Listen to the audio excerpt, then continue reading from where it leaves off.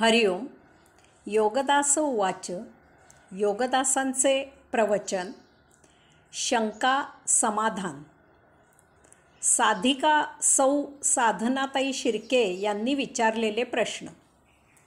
आत्मपूजा उपनिषदामधील चिंतन सूत्रानुसार परमेश्वराचा विचार सतत करायचा म्हणजे नेमके काय करायचे? परमेश्वराला आकार उकार नाही, मग त्याचे चिंतन कसे करायचे? ध्यान लावायचे म्हणजे नेमके काय करायचे? स्वतःच्या आत बघायचे म्हणजे नेमके काय करायचे? योगदास. चिंतन आणि ध्यान याबद्दल अति मूलगामी असे हे फार छान प्रश्न विचारलेले आहेत. यात आपल्याला अनेकविध गोष्टींचा उहापोह करावा लागणार आहे. यासाठी सर्वप्रथम आपण यातील भौतिक आयुष्याचा दृष्टिकोन जाणून घेऊ, त्यानंतर याचा आध्यात्मिक जीवनाचा दृष्टिकोन समजावून घेऊ, तसेच सप्तरिपूंचे द्वंद्व समजावून घेऊ. म्हणजे आपल्याला चिंतन आणि ध्यान याचे चांगले आकलन होईल. भौतिक दृष्टिकोन. आकर्षण, कुतूहल. एखाद्या गोष्टीकडे सर्वसामान्य जन आकर्षित होतो, कारण काहीही असो, परंतु एखाद्या गोष्टीबद्दल त्याचे कुतूहल चाळवले जाते. जरा कोठे काही खुट्ट झाले की त्या बाजूला त्याचे कान टवकारतात, कान दिशा दाखवितात आणि तिकडे डोळे वळतात. ज्ञानेंद्रिये प्राथमिक माहिती ज्ञात करून घेतात आणि ती माहिती मेंदूला पुरवितात. मेंदू स्मृतीच्या मदतीने बुद्धीला चालना देऊन त्याचे विश्लेषण जीवात्म्यासाठी जाहीर करतो. अशा प्रकारे आकर्षित झालेल्या किंवा कुतूहल जागे झालेल्या त्या गोष्टीचे प्राथमिक विश्लेषण जरी जीवात्म्यासाठी असले तरीही ही माहिती मधल्यामध्ये मन ग्रहण करते. मनाला ही माहिती प्राप्त झाल्यावर त्याच्यातील सप्तरिपूंपैकी काम, क्रोध, मोह, मद, मत्सर, माया, अहंकार यापैकी कोणीही जागृत झाला नाही तर तो त्या गोष्टींची उपेक्षा करतो आणि त्याकडे आकर्षित झालेले त्याचे कान आणि डोळे पुन्हा पूर्ववत जागेवर येतात. निर्माण झालेले कुतूहल येथे समाप्त होते. लक्ष वेधणे. परंतु जर त्याच्या सप्तरिपूंपैकी एखाद दुसरा रिपू जरी चाळविला गेला, जागृत झाला, तरी त्या आकर्षणाचे, कुतूहलाचे रूपांतर तिकडे लक्ष वेधण्यात, त्याकडे लक्ष देण्यात होते. आता तो त्यात लक्ष घालतो. बुद्धी जास्त तीव्रतेने काम करू लागते. गरजेनुसार स्मृती पुन्हा पुन्हा चाळविली जाते आणि यामधून आपल्याला याचा काही उपयोग आहे का? यामधून आपल्याला काही उपभोग घ्यायला मिळणार का? यामुळे आपल्याला काही सौख्य मिळणार का? याचा शोध सुरू होतो. त्यासाठीचे आवश्यक ते जास्तीचे ज्ञान ग्रहण करायला सुरुवात होते. विचार. त्यात लक्ष वेधून त्याची जास्त माहिती मिळवल्यावर तो त्याचा मेंदू शिणवून बुद्धीला चालना देऊन विचार करू लागतो. आता याचा आपण उपयोग कसा करावा? याचा आपण उपभोग कसा घ्यावा? यामधून आपण सौख्य कसे मिळवावे? यासाठी कृती कशी करावी? यासाठी आपल्याला कमीत कमी वेळात जास्तीत जास्त उपयोग, उपभोग, सौख्य कसे मिळवता येईल? हे असे रिपुशमन जास्तीत जास्त कसे करता येईल? हे जास्तीत जास्त कसे घेता येईल? ते आपल्याकडे कायम कसे टिकवता येईल? ते आपल्याच आधिपत्याखाली कायम कसे राहील? आचार, कृती. उपयोग, उपभोग, सौख्य यासाठीच्या प्रत्यक्ष आचरणाच्या कृतीच्या 4 छटा आहेत. अधिक विचार. पहिली छटा आहे ती विचार न करता किंवा विचार करण्याआधी होणाऱ्या आचाराची, कृतीची. येथे कसलाही काही पाचपोच राहत नाही. उपभोग्य वस्तू दिसताच क्षणी त्यावर कृती केली जाते. कुत्रा पहा, ट्रकचा आवाज ऐकला की त्यावर धावून जातो. बेवारस पैसे दिसताच ते चोरायची कृती केली जाते. कामवासनेची हवस असलेला असहाय्य स्त्री दिसताच तिच्यावर झडप घालतो. मोह होताच वस्तू उचलली जाते. माया निर्माण होते आणि ती व्यक्त होते. सेवा सुरू होते. क्रोध येताच त्याचे परिपत्य केले जाते. मत्सर वाटताच द्वेषयुक्त बोली सुरू होते. मद चढताच गर्व व्यक्त होतो इत्यादी. यात अपेक्षित सौख्य मिळत नाही. जे मिळते ती बळजबरी असते. यात फक्त दुःखच असते, बोचरी मानहानी असते. अधिक विचार. दुसरी छटा आहे ती कुविचाराची. येथे विचार केला जातो तो फक्त स्वतःच्या स्वार्थ शमनाचा, त्यामुळे इतरांना त्रास होईल का याचा विचारही केला जात नाही, त्याची पर्वाही केली जात नाही.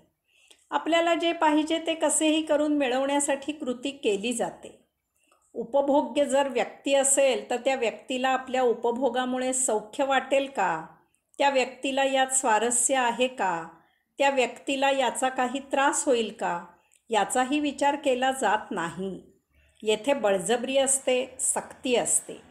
याच्या अंमलबजावणीसाठी कोणत्याही थराला जाऊन कृती केली जाते. यामुळे लहान मुले, वृद्ध, अयोगिक कामाला जुंपले जातात. स्त्रियांच्या अब्रूचे धिंदवडे निघतात. यासाठी कोणी विरोध केल्यास त्याच्यावर अमानुष अत्याचार केले जातात. प्रसंगी खून केला जातो. यात विकट हास्य असते. शारीरिक सुखाचा त्या क्षणापुरता आभास असतो, परंतु त्यानंतर भविष्यात तेथे फक्त मानसिक दुःख, यातना, अस्वस्थता असते. विचार. तिसरी छटा आहे ती विचाराची. येथे स्वतःच्या स्वार्थाचा विचार केला जातो, परंतु त्यासाठी कोणालाही त्रास होणार नाही याची कटाक्षाने दक्षता घेतली जाते.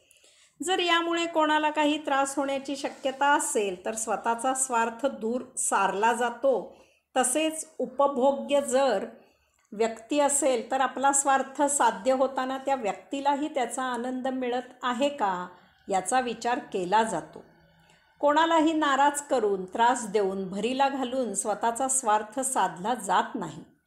कोणाच्याही असहाय्यतेचा फायदा घेऊन स्वतःचा स्वार्थ साध्य केला जात नाही. यामुळे येथे सुख नसते आणि दुःखही नसते. येथे फक्त आनंद असतो. अधिक विचार. चौथी छटा आहे ती सुविचाराची.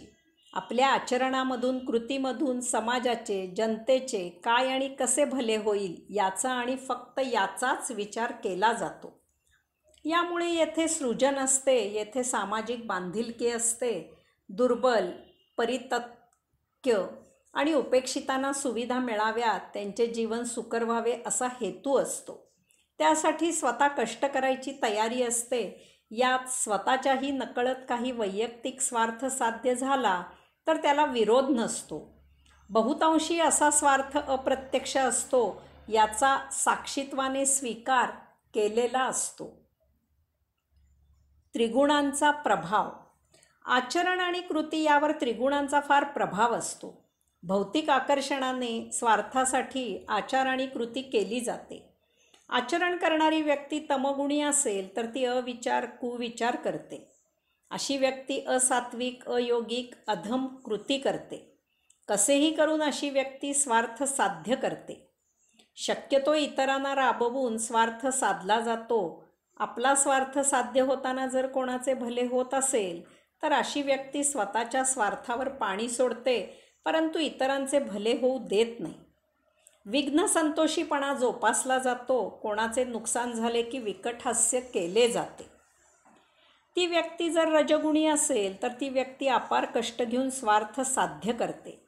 ती विचार करते आणि अशा वेळी जर त्यामधून सुविचार घडत असेल तर त्याला त्या व्यक्तीचा विरोध नसतो. तसेच पूर्ण सुरक्षिततेत जराही धोका न पत्करता असात्विक, अयोगिक, अधम कृत्य करून स्वार्थ साध्य करायला अशा व्यक्तींचा विरोध नसतो.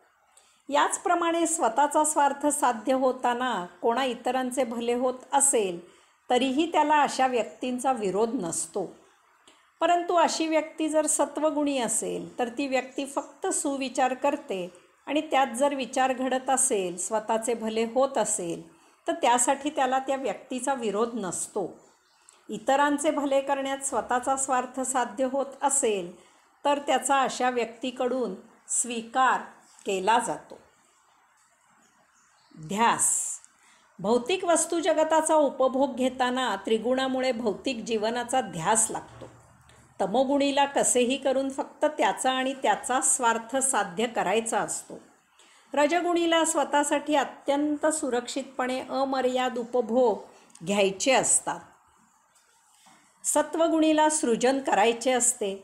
या सर्वांसाठी गुणयुक्त व्यक्ती भौतिकाचा कसेही करून उपयोग करून उपभोग घेऊन सौख्य मिळवण्याचा ध्यास घेते.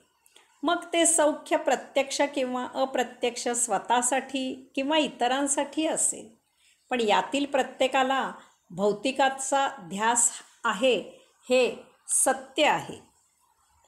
आध्यात्मिक दृष्टिकोन. योगिक जीवन प्रणाली. आध्यात्मिक दृष्टिकोनामध्ये आकर्षण, कुतूहल, लक्ष वेधणे, विचार, आचार, कृती, त्रिगुणांचा प्रभाव, ध्यास या सर्वांमध्ये फरक आहे. कारण योगी स्वधर्माने प्राप्त स्वकर्म करत असतात आणि यामधून जो वेळ उरतो त्यावेळी ते परिपूर्णपणे नैसर्गिकरित्या सहज स्वभावताच परमात्म्यात रत असतात. अध्यात्म, सत्संग हाच त्यांच्या जीवनाचा प्रवाह असतो. त्यांची हीच एकमेव जीवन प्रणाली असते. दोन कामांच्या मध्ये ते फक्त परमात्म्यातच डुबकी घेतलेले असतात. त्यांना अन्य काहीही विश्व नसते. साक्षीत्वाने आकर्षण, कुतूहल. यामुळे योग्यांना कसलेही आकर्षण नसते, कुतूहल नसते. त्यांच्या स्वधर्माने प्राप्त स्वकर्मात व्यत्यय येणारे काही घडले तरच ते त्याचे परिपत्य करतात आणि पुन्हा ते कर्मयोगात घडून जातात आणि कर्मयोग करून परमात्म्यात रत होतात. कोठे काही खुट्ट झाले म्हणून ते विचलित होत नाहीत. त्यांना बाह्य वस्तुजगताचे जराही आकर्षण नसते, कुतूहल नसते. भौतिकाशी त्यांचा संबंध देह जीवित असणे इतकाच मर्यादित असतो. बाकी त्यांची टाळी सदा आत्मब्रह्मानंदी लागलेली असते. याचे महत्त्वाचे कारण असे की त्यांचे सप्तरिपू अध्यात्मात सत्संगात प्रशांत असतात. ते भौतिकाने उदित होत नाहीत. यामुळे स्वाभाविकच अनावश्यक भौतिकाने त्यांचे सप्तरिपू जागृत होत नाहीत. कारण भौतिकाचा उपयोग, उपभोग, सौख्य असे काही त्यांच्या गावी नसते. यात त्यांना स्वारस्य नसते. योगी देह जीवित राहण्यापुरताच देहाचा भौतिकाशी योग जुळवितात. त्याचा उपयोग करत नाहीत. योगी भौतिकाला साक्षी राहून त्याची लीला अनुभवतात, त्याचा उपभोग घेत नाहीत. योगी भौतिकाच्या सौख्याचा आणि त्यामुळे त्याच्या दुःखाच्याही अतीत पलीकडे कैवल्यानंदात असतात. योगिक लक्षवेध. अशा प्रकारे योग्यांना भौतिकाचे आकर्षण, कुतूहल नसल्यामुळे आणि त्यांचे सप्तरिपू शांत असल्यामुळे योग्यांचे लक्ष विचलित होत नाही. त्यांना फक्त अहम, मी आहे, मी आत्मांश आहे, येथील सृष्टीची साक्षीत्वाने लीला पाहण्यासाठी देह जीवित ठेवायचा आहे इतकीच मर्यादित भावना असते. यामुळे त्याचे भौतिकाकडे लक्ष जाण्यापेक्षा त्यांचे आत्म्यावर ध्यान लागलेलेच असते. केवळ देहधर्मापुरतेच ते त्यामधून व्युत्थान होतात, दूर होतात. भौतिकाकडे लक्ष वेधून अनावश्यक आयुष्य जगण्यापेक्षा ते आध्यात्मिक जीवन जगतात. देहधर्मापुरताच भौतिकाशी योग जुळवून बाकी वेळ ते ध्यानस्थ असतात. चिंतनात्मक विचार. भौतिकामध्ये अत्यंत मर्यादित स्वारस्य असल्यामुळे योगी त्यावर मुळीच विचार करत नाही. कारण नियतीकडून समोर जसे जितके जीवन प्राप्त झालेले असते त्याप्रमाणे ते महाआनंदात जीवन जगतात. त्यांना त्यावर विचार करण्यासारखे काहीही नसते. ते सृष्टीलीलेचा आस्वाद घेतात, साक्षी राहून सृष्टीलीला अनुभवितात. यामुळे ते स्वभावताच विचारातीत, कल्पनातीत असतात. त्यांनी परमात्म्याच्या चिंतनात डुबकी मारलेली असते. त्यांना निर्विचारी,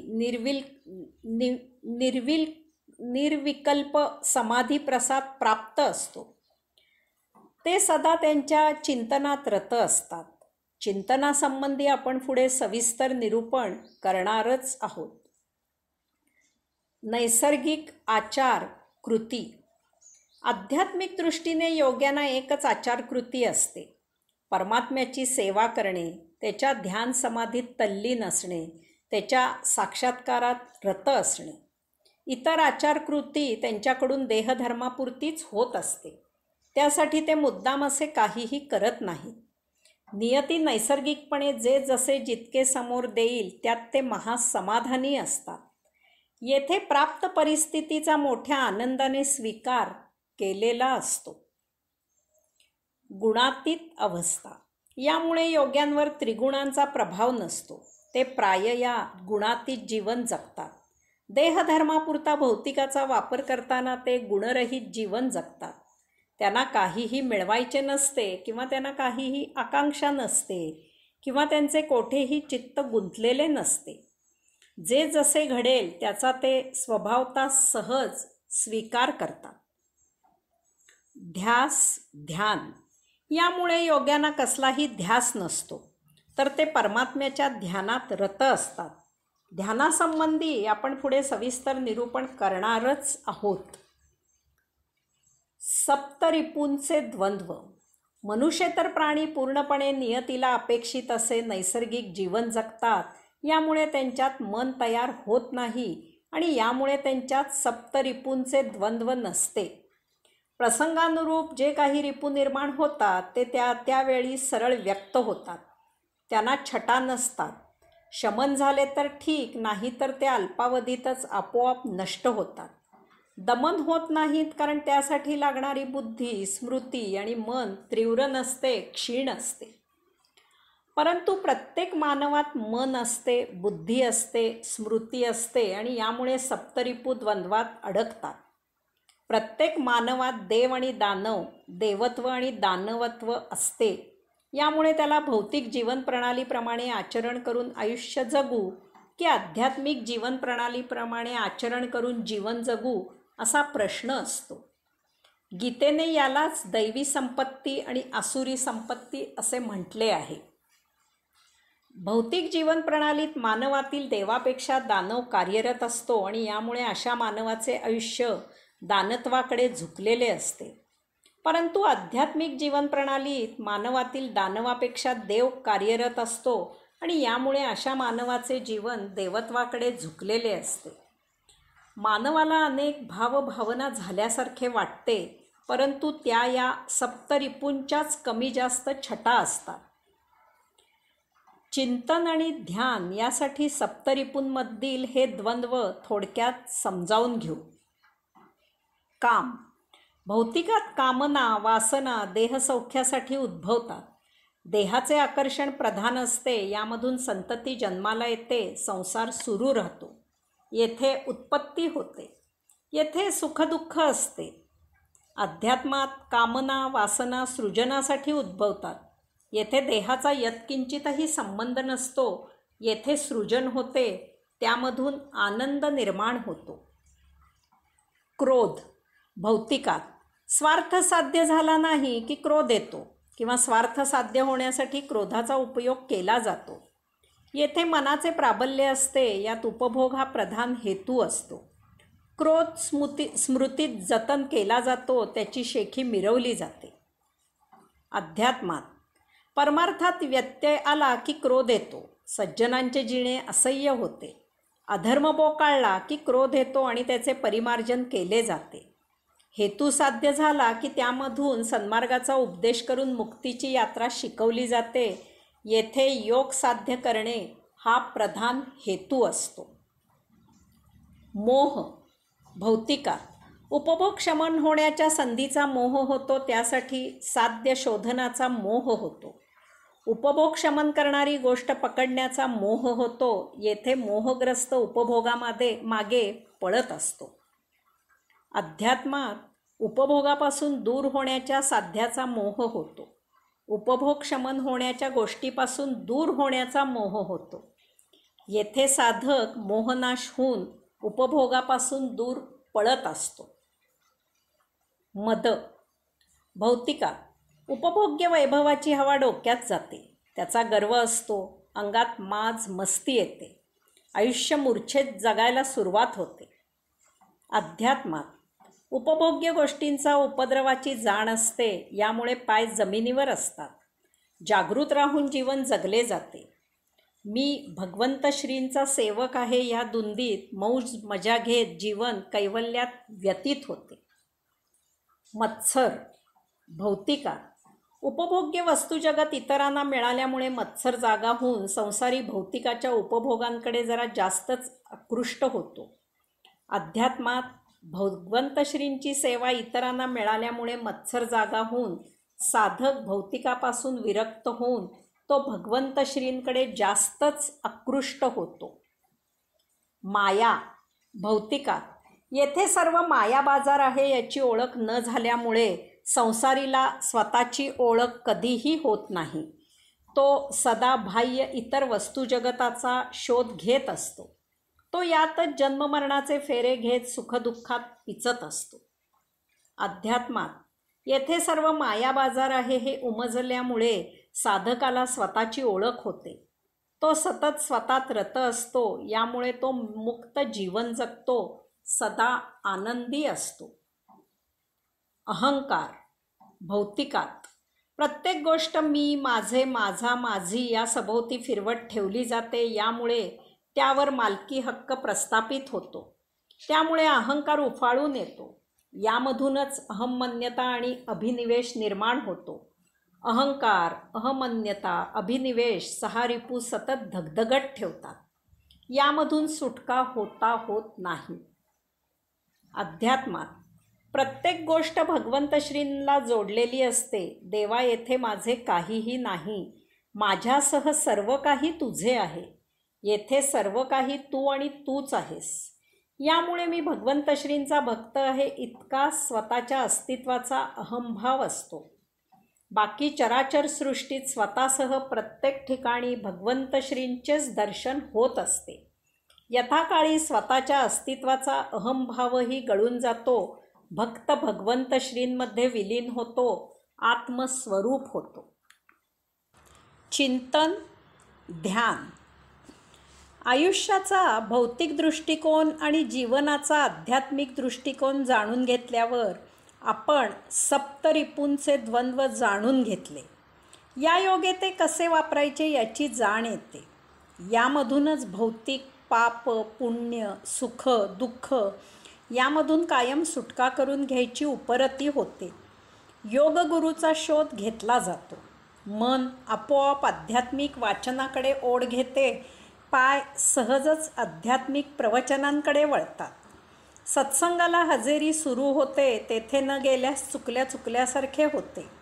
साधना, उपासना यांचे महात्म्य समजावून घेतले जाते. स्वतःच्याही नकळत आध्यात्मिक जीवनप्रणाली अंगीकारली जाते. मग असे प्रश्न कुतूहल जागे करतात.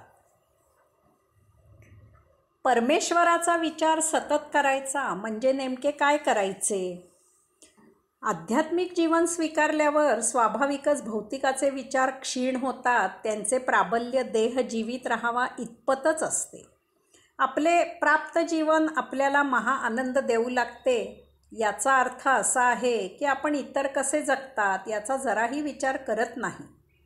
इतरांच्या प्रभावाने आपण जगत नाही. आपल्याला काय उपलब्ध आहे हे पाहून हे आपले प्राक्तन आहे, हे आपले जीवन आहे, तेच आपल्याला योग्य आहे याची खात्री होते. आपण आपल्या प्राप्त जीवनावर प्रेम करू लागतो. या योगे आपले लक्ष इतरत्र रस घेत नाही. आपण सतत साधकांमध्ये रत राहतो. आध्यात्मिक ज्ञानार्जन घेऊ लागतो. आध्यात्मिक प्रवचनाला हजेरी लावतो. जे वाचले, जे ऐकले त्यावर आपण विचार करतो. यथाकाळी त्याचप्रमाणे आपण आचरण करू लागतो. याशिवाय अन्य हालचाली, जाणे येणे जवळजवळ बंद होते. त्यातून जनरीत सांभाळावी लागली तरी त्यात चव राहत नाही. तो एक सोपस्कार उरतो. आपल्याला एकांत आवडू लागतो. कुटुंबीय, समाज यापासून दूर होण्याची संधी आपल्याला पर्वणी वाटू लागते. आपल्यावर आध्यात्मिक संस्कार असावेत अशी ओढ लागते. आपण योगिक आचरण करू लागतो. येथे भौतिक विचार आणि आचार अत्यंत मर्यादित होतात. त्यांची जागा अध्यात्म घेते. आपण केलेले आध्यात्मिक वाचन, आपण ऐकलेले आध्यात्मिक विचार यावर आपले मनन सुरू होते. यात आणखी काय मिळवता येईल याचा विचार सुरू होतो. त्याप्रमाणे हालचाली सुरू होतात. एक दिवस आपल्याला जाण येते की अध्यात्म हाच आपल्या जीवनाचा मूलभूत पाया आहे. बाह्य भौतिक आयुष्य हे यासाठी पूरक आहे, दुय्यम आहे. ते रसयुक्त नाही. रस आत आहे. आपले बाह्य चित्त क्षीण होते आणि अंतस्मन उदित होते. आता आपण मुद्दामहून एकांत मिळवून एकलकोंडे होऊ लागतो. बाह्य आचार विचार बंद होतात. आता बुद्धीला एकच मार्ग उरतो की ते सूक्ष्म मन शोधायचे आणि त्याच्या सहवासात राहायचे. याची ओढ लागते. येथेच पहिल्या प्रश्नाचे उत्तर आहे.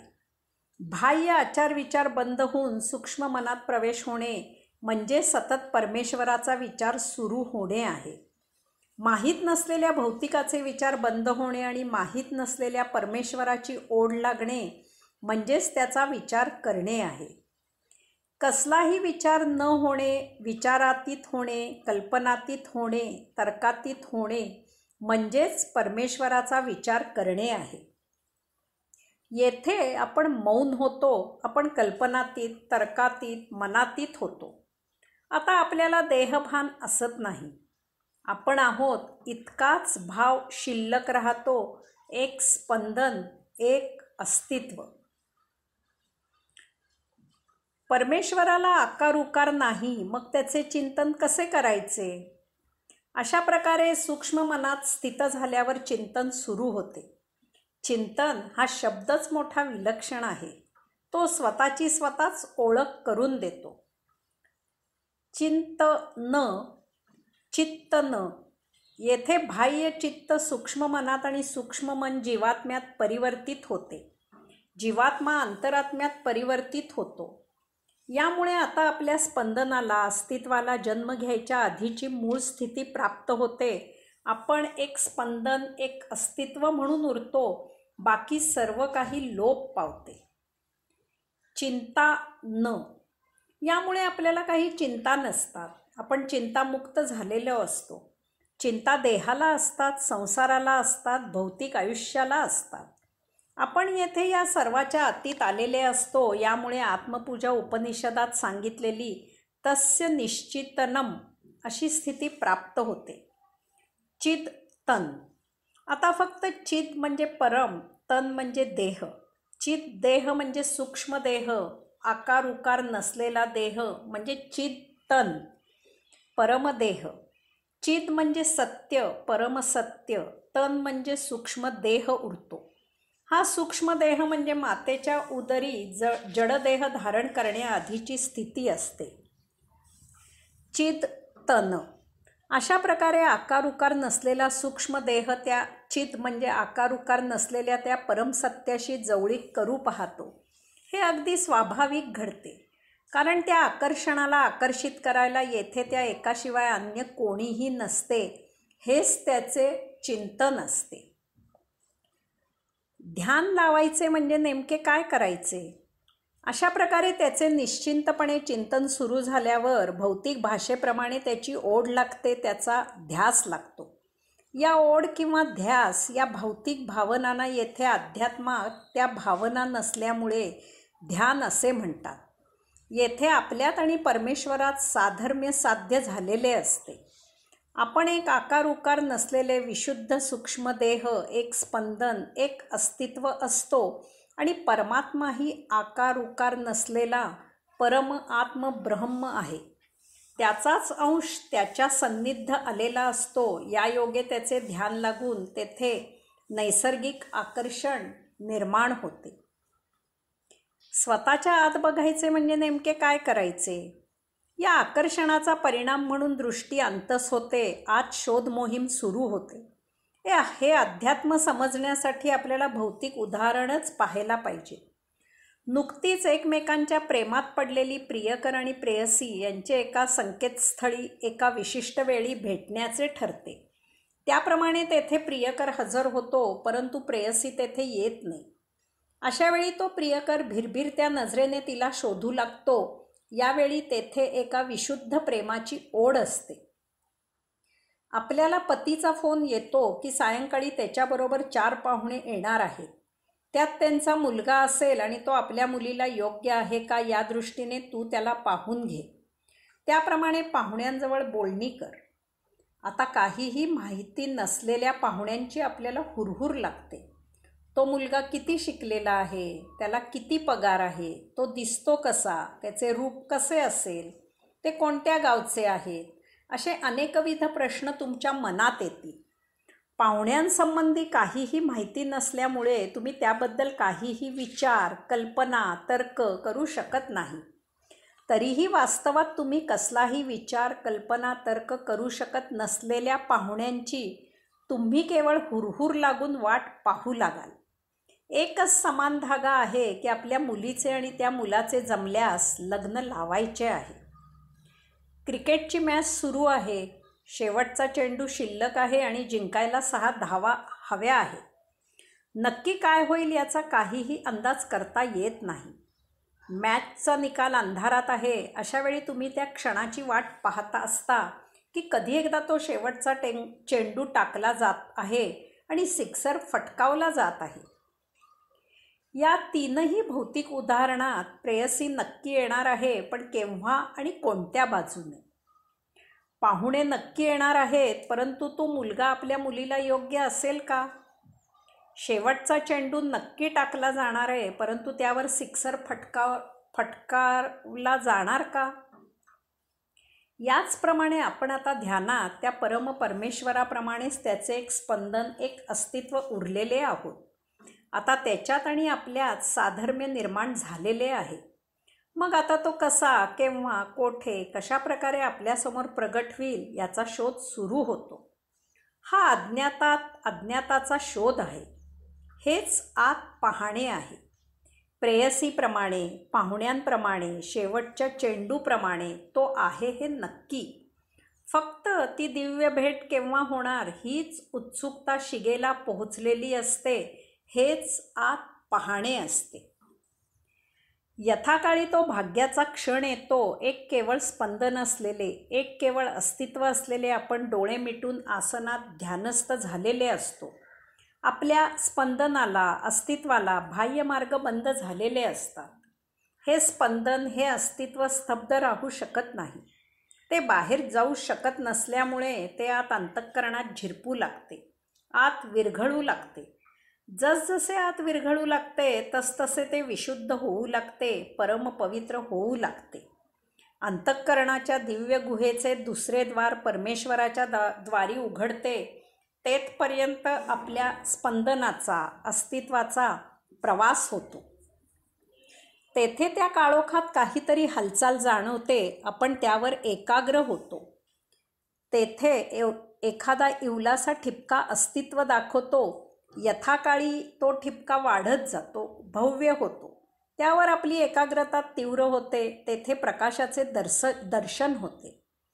आपल्यासमोर प्रकाशाचे एक आवरण, पडदा तयार होतो. आपल्या ध्यानाचे परिवर्तन सानंद समाधीत झालेले असते. नित्यनियमित ध्यान लावावे. यामधून सानंद समाधीचा प्रसाद मिळत राहतो. परमकृपेने, परमभाग्याने एक दिवस, एका क्षणी त्या सानंद समाधीच्या मध्यभागी एक विवर दर्शन देते. त्यामधून ज्योतिर्मय द्वार उघडते. आपला आत प्रवेश होतो. आपण सर्व बाजूने शेकडो सूर्य एकदम उगवल्यासारखे परमदिव्य, परमधवल, परमप्रखर, परंतु परमशीतल असलेल्या प्रकाशाने घेरून जातो. मध्यभागी एक स्पंदन म्हणून, एक अस्तित्व म्हणून आपण ती परमदिव्य अनुभूती प्राप्त करत असतो. आपल्याला समाधी प्रसाद मिळालेला असतो. यथाकाळी त्याच्या विशेष कृपेने एक स्पंदन म्हणून, एक अस्तित्व म्हणून असलेल्या आपल्या जाणीवेचा त्याच्याशी महायोग जुळून येतो.